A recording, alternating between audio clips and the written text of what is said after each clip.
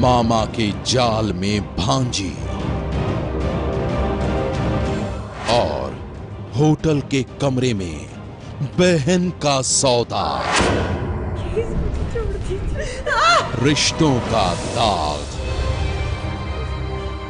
सनसनी में आज कहानी रिश्तों के दाग की, उस खौफनाक साजिश की जिसे देखकर कोई भी सन्न रह जाए। सबसे पहली दास्तान दिल्ली में रहने वाली उस लड़की की जिसे जायदाद की खातिर उसका मामा ही मारना चाहता था, और फिर एक रोज वो लड़की अपने मामा के बिछाए जाल में फंस गई।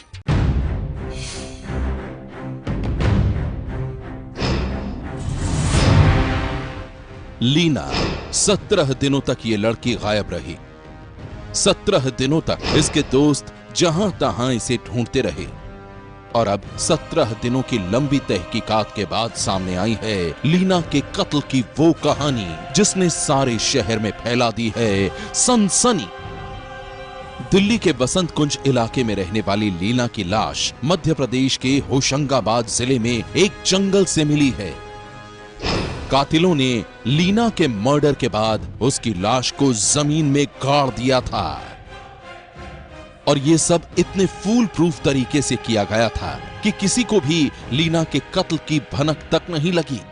लीना के दोस्तों के मुताबिक लीना 28 अप्रैल को दिल्ली से होशंगाबाद अपनी पुश्तैनी जमीन बेचने के लिए गई थी। सुहागपुर इलाके में 36 एकड़ जमीन को लेकर लीना का अपने मामा प्रदीप शर्मा से पुराना विवाद था, लेकिन वहां पहुंचने के बाद जब लीना रहस्यमय तरीके से गायब हो गई तो उसके दोस्तों को कुछ शक हुआ। दोस्तों ने उसे हर जगह ढूंढा, लेकिन वो मिली नहीं। थक हार कर लीना के दोस्तों ने लीना की बहन को खबर की, और फिर लीना की गुमशुदगी की रिपोर्ट पुलिस में दर्ज कराई गई। चलते हमने एक फॉर्मल मिसिंग कंप्लेन लिखवा दी थी, और सुहागपुर में भी दोस्तों ने कोशिश करी कंप्लेन लिखवाने की। पुलिस ने साफ मना कर दिया। सुहागपुर में लीना की बहन रहती थी जिसको एक्चुअली कंप्लेन लिखवानी चाहिए थी, उसने कोई इनिशिएटिव नहीं लिया। दोस्तों के फोर्स में आकर लीना की बहन और लीना का वही मामा पुलिस स्टेशन में जाके एक कंप्लेन दर्ज करा के आए 5 मई को, जबकि लीना का कोई पता नहीं था 29 अप्रैल से। लीना की गुमशुदगी की रिपोर्ट दर्ज करने के बाद जब पुलिस ने अपनी जांच शुरू की तो शक की सुई लीना के मामा प्रदीप शर्मा की ओर ही घूम गई। शुरू में तो प्रदीप शर्मा ने पुलिस को गुमराह करने की पूरी कोशिश की, लेकिन सख्ती से पूछताछ करते ही उसने सारा सच उगल दिया। प्रदीप शर्मा ने पुलिस को बताया कि जमीन के विवाद में उसने अपने 2 नौकरों के साथ मिलकर लीना की हत्या कर दी है और उसकी लाश को जमीन में गाड़ दिया है। नहीं, वो डिमार्केशन करवाया तो उसने और गड्ढे करवा रही। मैंने सिर्फ ये हम दोनों की यही बात हुई थी कि अभी अब तुम हम सब मना कर रहे थी कि अपन कंक्रीट का काम न करवाएं, हाई कोर्ट में केस चल रहा है। तो मैंने कहा इसमें अपन एक काम करते हैं, अभी खंबे नहीं लगवाते लीना, अपन केस कमजोर हो जाएगा। खंबे अपन निशान वाले लगवा लो, खंबे और सीमेंट, और वो तो बस एकदम भड़क पड़ी कि तुम मेरा विरोध करते हो, तुम वो करते हो। मैंने कहा विरोध नहीं कर रहा, मैं बात करते एक डंडी से उसको मारा, उसके चोट लगी और वो गिर गई। प्रदीप शर्मा के इस खौफनाक खुलासे के बाद पुलिस भी सन्न रह गई, और फिर उसकी निशानदेही पर पुलिस ने लीना की लाश को भी बरामद कर लिया। Leena Indian Institute of Foreign Trade से ग्रेजुएट थी। पढ़ाई के बाद लीना ने दिल्ली के अमेरिकन एम्बेसी स्कूल में भी काम किया था। पति से तलाक के बाद वो दिल्ली में अकेली ही रह रही थी, लेकिन जिस 36 एकड़ की जमीन को लेकर उसका अपने मामा से विवाद था, उसी ने एक खूनी साजिश रचकर उसकी हत्या करवा दी। और अब देखिए रिश्तों की साजिश की एक और खौफनाक कहानी।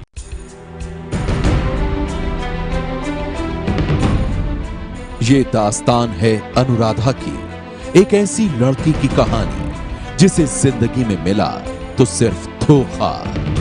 पापा हमें छोड़ के ऐसे नहीं जा सकते पापा। पहला धोखा तकदीर ने दिया और उसके पिता की जान चली गई। दूसरा धोखा उसके सगे भाई ने दिया और वो नीलाम हो गई। पूरे 1 लाख रुपए देकर खरीदा है तुम्हें,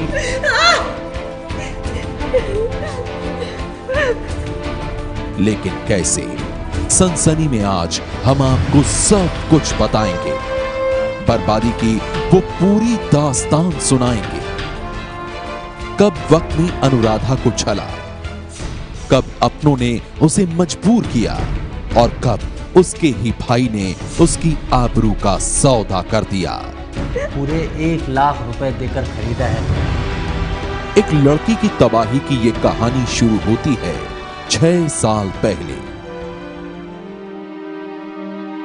तब एक हादसे में अपने पिता को खोने के बाद अनुराधा अपने दर्द को भुलाने की कोशिश कर रही थी। उस हादसे में घायल अपनी मां की तीमारदारी में जुटी थी। अपनी बिखरी जिंदगी को फिर से संजोने की कोशिश कर रही थी।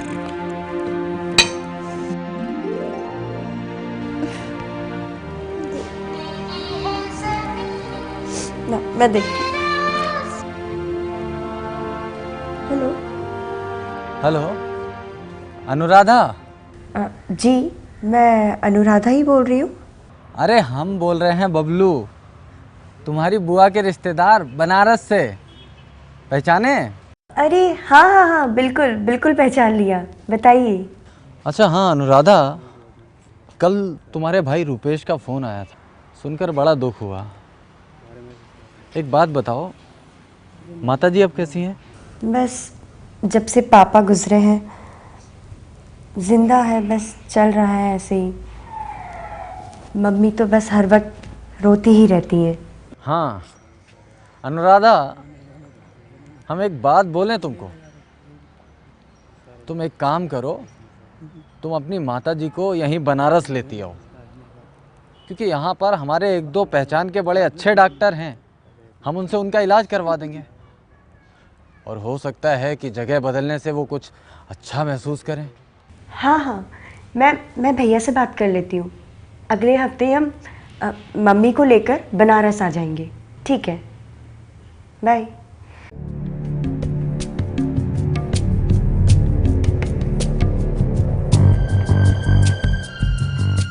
अनुराधा अपनी मां की खोई हुई मुस्कान को दोबारा वापस लाना चाहती थी। उनकी सूनी जिंदगी को खुशियों से भरना चाहती थी और इसलिए उसने वही किया जो उसके दिल ने कहा। दूर के एक रिश्तेदार ने उसे मां के इलाज के लिए बनारस बुलाया और वो अपनी मां गीता के साथ बनारस चली आई। बिना कुछ सोचे, बिना कुछ समझे। बनारस में अनुराधा का रिश्तेदार बबलू तो उसे अपने घर में ही रखने की जिद पर अड़ा, लेकिन अनुराधा किसी के घर पर रहकर बोझ नहीं बनना चाहती थी और फिर उसने जल्द ही किराए का एक मकान ढूंढ लिया। अनुराधा बीते हुए हादसों को भूलकर अपनी जिंदगी को फिर से जीना चाहती थी। अपनी मां की वीरान दुनिया को खुशियों से आबाद करना चाहती थी, लेकिन वो ये नहीं जानती थी कि बेरहम तकदीर को कुछ और ही मंजूर है।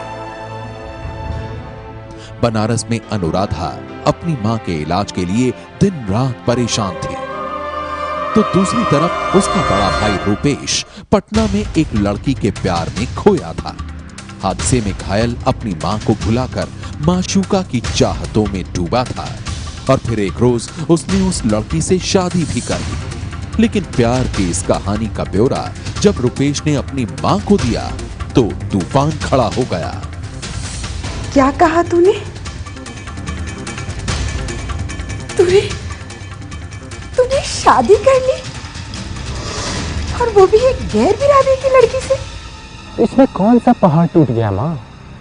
आजकल तो ये आम बात है। मुझे आजकल की नसीहत मत दे। अरे तुझ में तो इतनी भी तमीज नहीं है कि अपनी माँ की तबीयत ठीक होने का इंतजार ही कर लेता। इंतजार किए, बहुत किए, लेकिन अगर तुम ठीक नहीं हो रही हो तो क्या करें? अपने प्यार को गंगा जी में बहा दें? नहीं बेटा, तू अपने प्यार को गंगा जी में क्यों बहाता? तू तो उसे अपनी आंखों के सामने रख। बस तू अब हम पर यह एहसान कर कि हमसे अपना नाता तोड़ दे। मैं तुझे अपनी जायदाद से बेदखल करती हूँ। अच्छा, मैं भी देखता हूँ कैसे तू मुझे जायदाद से बेदखल करती। गुड बाय बुढ़ी।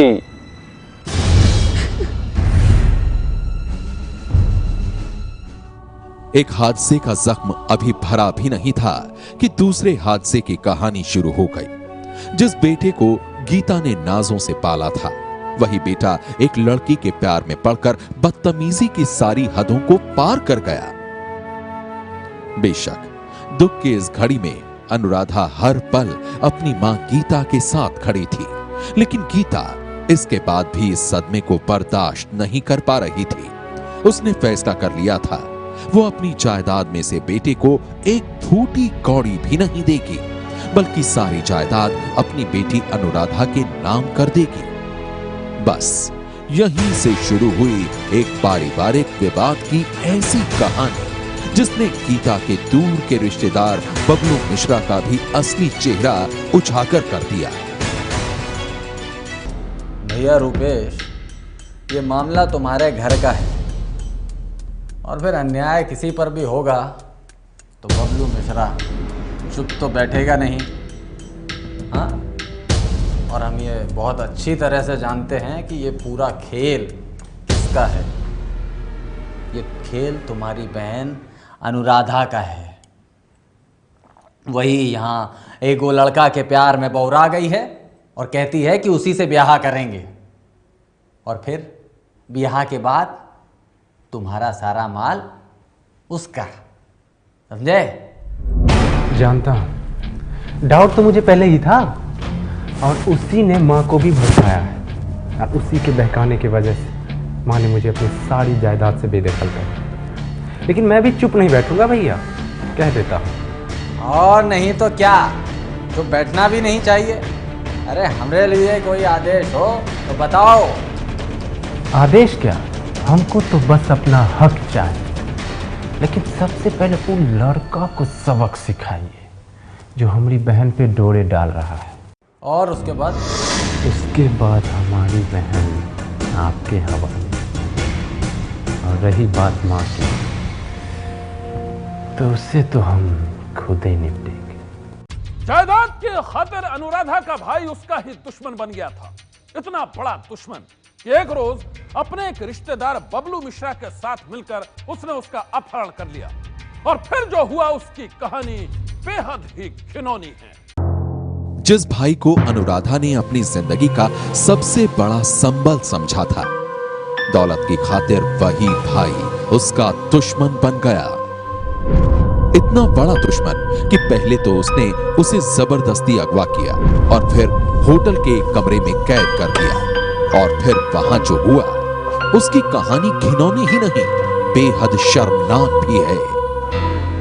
अब बोलिए रूपेश बाबू, क्या हुक्म है हमारे लिए? अरे हुक्म का है, हम तो अपने बातों पर कायम हैं। बस आप 1 लाख रुपया दे दीजिए, उसके बाद हमारी बहन आपके हवाले। बस इतनी सी डिमांड? तो ठीक है, ये रखो 15,000 एडवांस। और अब आप यहाँ से चले जाइए, क्योंकि अब शुरू होगा बबलू मिश्रा का खेल। ठीक है चलते हैं, बस अपना काम आप करते रहिए।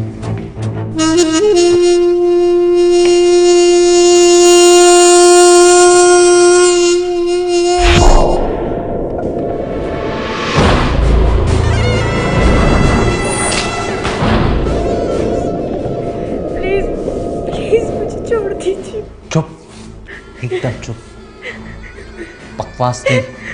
अब तुम मेरी हो। पूरे 1 लाख रुपए देकर खरीदा है तुम्हें, समझी?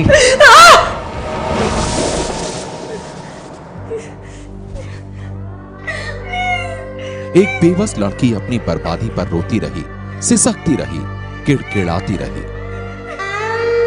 लेकिन इसके बाद भी उसके रिश्तेदार बबलू मिश्रा ने उस पर कोई रहम नहीं दिखाया। वो होटल के उसी बंद कमरे में कई दिनों तक अनुराधा के साथ जोर जबरदस्ती करता रहा, उसके साथ बलात्कार का घिनौना खेल खेलता रहा। लेकिन एक दिन मौका मिलते ही अनुराधा वहां से भाग गई और फिर थाने पहुंचकर उसने पुलिस वालों को सुना दी अपनी बर्बादी की पूरी दास्तान। अपनों के हाथों तबाह हुई एक लड़की की ये खौफनाक कहानी सुनकर तो पुलिस वाले भी काम गए।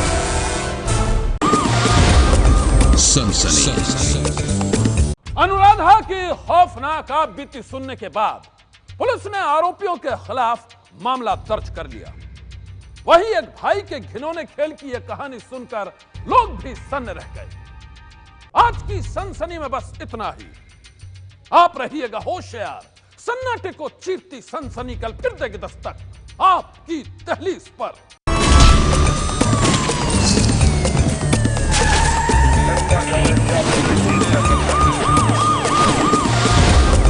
सनसनी।